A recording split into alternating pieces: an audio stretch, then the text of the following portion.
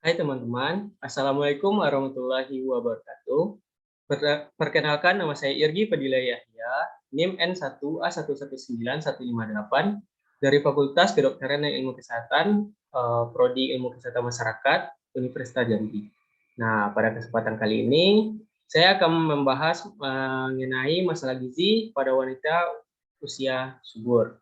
Nah, berbicara mengenai masalah-masalah pada wanita usia subur, itu sangatlah banyak. Salah satunya ada masalah gizi, masalah reproduksi, dan lain sebagainya. Nah, sekarang ini saya akan membahas mengenai masalah gizi pada wanita usia subur tersebut. Nah, di dalam PPT saya ini, saya membagi menjadi 4 poin pokok dalam masalah gizi wanita usia subur. Yang pertama, ada pengertian gizi. Yang kedua, gizi yang dibutuhkan oleh wanita usia subur. Yang ketiga, ada masalah gizi pada wanita usia subur. Dan yang keempat, solusinya. Oke, baik. Yang pertama kita berbicara mengenai pengertian gizi. Gizi atau nutrisi merupakan zat yang terdapat pada makanan yang dibutuhkan oleh organisme, termasuk kita sebagai manusia. Nah, gizi ini berfungsi untuk pertumbuhan serta perkembangan yang dimanfaatkan langsung oleh tubuh. Nah, berbicara mengenai gizi, itu ada beberapa contoh gizi seperti protein, vitamin, lemak, karbohidrat, dan masih banyak yang lain-lain. Berikutnya kita masuk kepada fungsi gizi. Nah, fungsi gizi ini sangatlah banyak bagi tubuh kita. Di sini saya memaparkan 7 fungsi gizi bagi tubuh. Yang pertama itu menjadi sumber tenaga atau energi. Nah, dengan kita mengkonsumsi gizi setiap hari, itu bisa menjadi sumber energi bagi tubuh kita. Yang kedua ada memperbaiki sel-sel yang rusak. Nah, dengan memakan makanan yang bergizi, sel-sel kita yang rusak bisa diperbaiki. Nah, yang ketiga, menjadi sumber pertumbuhan dan perkembangan. Ini sudah jelas, kalau kita sering makan makanan yang bergizi, pertumbuhan dan perkembangan kita itu semakin pesat gitu, semakin lancar dan semakin stabil. Nah, yang keempat ada mempertahankan fungsi daripada organ tubuh. Yang kelima, menjaga keseimbangan pada metabolisme. Yang keenam, mengatur serta mendukung dari proses metabolisme. Yang ketujuh ada membentuk sel-sel pada jaringan tubuh. Oke, berikutnya kita masuk pada gizi yang diperlukan wanita usia subur. Nah, di sini saya membagi menjadi 4 macam gizi yang diperlukan oleh wanita usia subur. Yang pertama ada asam folat, yang kedua ada B12, yang ketiga ada omega 3, yang keempat ada kalsium. Nah, kita masuk kepada asam folat. Asam folat itu sendiri merupakan salah satu bentuk dari vitamin B kompleks. Nah, asupan asam folat ini dibutuhkan oleh wanita usia subur itu berkisar 400 hingga 800 mikrogram per harinya. Contoh makanan atau sayur-sayuran yang mengandung asam folat seperti sayuran hijau dan polong-polongan. Berikutnya ada B12. Nutrisi ini penting bagi perkembangan dan fungsional sistem saraf manusia. Tubuh biasanya membutuhkan kira-kira 2-4 mikrogram. Namun pada masa kehamilan, wanita membutuhkan 2,6 mikrogram. Sedangkan pada saat wanita sedang menyusui, biasanya wanita usia subur itu membutuhkan B12 itu sebanyak 2,8 mikrogram. Nah, berikutnya ada omega 3.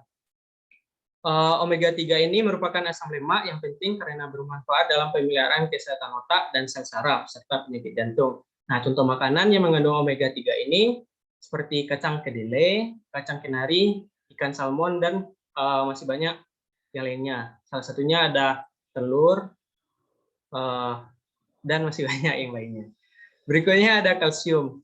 Wanita usia subur disarankan untuk mengkonsumsi kalsium sebanyak 1000 hingga 1300 mg per harinya. Nah, contoh makanan yang mengandung kalsium itu seperti yogurt, sayuran hijau, kacang-kacangan, biji-bijian, serta susu.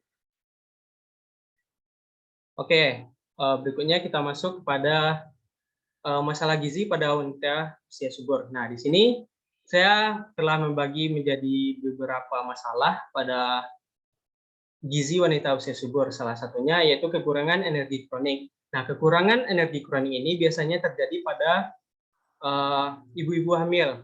Nah, kekurangan energi kronik ini pada ibu hamil masih menjadi permasalahan kesehatan di Indonesia. Prevalensi ibu hamil dengan risiko kekurangan energi kronik di Indonesia itu sendiri tergolong tinggi, yaitu 21,6% menurut data Musyawarah dan Hardiansyah tahun 2021. Nah, berbicara mengenai kekurangan energi kronik ini, kan sering terjadi pada ibu hamil. Oleh sebab itu, untuk mencegahnya, ibu hamil tersebut diberi makanan pendamping atau makanan penambah agar dapat mengurangi kekurangan energi kronik ini. Nah, masuk kepada kita berbicara mengenai Kota Jambi. Menurut hasil Riskesdas tahun 2018, mereka menyatakan bahwa kekurangan energi kronik di Provinsi Jambi itu sebesar 23%. Nah, ini cukup tergolong tinggi sih. Oke, berikutnya kita masuk kepada zat besi. Zat besi atau anemia sering dialami perempuan sejak dimulainya menstruasi pertama. Anemia juga bisa dialami perempuan dengan berat badan yang sangat rendah. Asupan zat besi bagi perempuan sendiri sebaiknya 15 hingga 18 mg per harinya. Contoh makanan yang mengandung zat besi itu bisa kita dapatkan dari daging merah, sayur-sayuran, dan sereal. Berikutnya ada masalah tentang vitamin A. Pada awalnya, masalah mengenai vitamin A ini hanya menyerang pada balita saja. Namun, seiring berjalannya waktu, wanita usia subur juga kini rentan kekurangan vitamin A. Kurangnya vitamin A ini juga berhubungan dengan terjadinya anemia atau kekurangan zat besi tadi. Nah, apa sih makanan yang mengandung vitamin A tersebut? Yang pertama ada hati ayam, keju, mangga, pepaya, dan lain sebagainya. Oke, berikutnya kita masuk kepada masalah gizi pada wanita usia subur itu masalah yodium. Nah, yodium masih menjadi masalah gizi di beberapa daerah yang memang kekurangan kandungan yodium. Nah, biasanya orang-orang orang-orang yang tinggal di daratan tinggi itu sering terjadi atau sering ditemui oleh kita, mereka itu kekurangan yodium ini. Berbanding terbalik dengan orang-orang atau warga yang tinggal di daerah pesisir pantai, yang pada kenyataannya kadar yodiumnya itu sangat stabil. Nah, bahayanya kalau kita kekurangan yodium ini atau pada wanita itu seperti berpotensi memunculkan penyakit mental pada kekurangannya nanti, pada keturunannya nanti. Yodium ini juga diperlukan selama masa kehamilan. Nah, salah satu contoh agar kita dapat menaikkan kadar yodium kita itu adalah mengonsumsi garam yang mengandung yodium. Nah, berikut selanjutnya yaitu obesitas. Nah, berbicara mengenai obesitas ini sangatlah tinggi di Indonesia. Obesitas memang merupakan penyakit yang terus mengalami peningkatan. Beberapa faktor penyebab terjadinya obesitas seperti faktor genetik, kesehatan, obat-obatan, lingkungan, psikologis, pengetahuan tentang gizi, hormon, dan tingkat sosial ekonomi. Nah, biasanya orang yang mengalami obesitas ini faktor yang paling dominan itu masalah yang pertama perilaku, yang kedua konsumsi makanan berlebih, yang ketiga malas gerak. Ya, itulah. Berikutnya kita masuk kepada solusi masalah gizi pada wanita usia subur. Nah, di sini ada beberapa solusinya. Yang pertama yaitu dari pemerintah. Salah satu solusi yang dapat dilakukan oleh pemerintah adalah dengan membuat rancangan undang-undang tentang pemberantasan masalah gizi, lalu diimplementasikan dan dilakukan monitoring secara berkala. Setelah itu dilakukan evaluasi mengenai kegiatan yang telah dilaksanakan tersebut.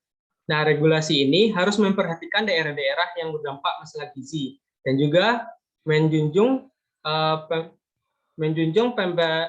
pemberantasan gizi bagi masyarakat ekonomi bawah. Karena masalah gizi ini cenderung terjadi pada kelas menengah ke bawah. Berikutnya, solusi dari rumah sakit atau puskesmas. Nah, peran rumah sakit dan puskesmas dapat melakukan kegiatan promotif dan preventif kepada masyarakat di wilayah kerja masing-masing.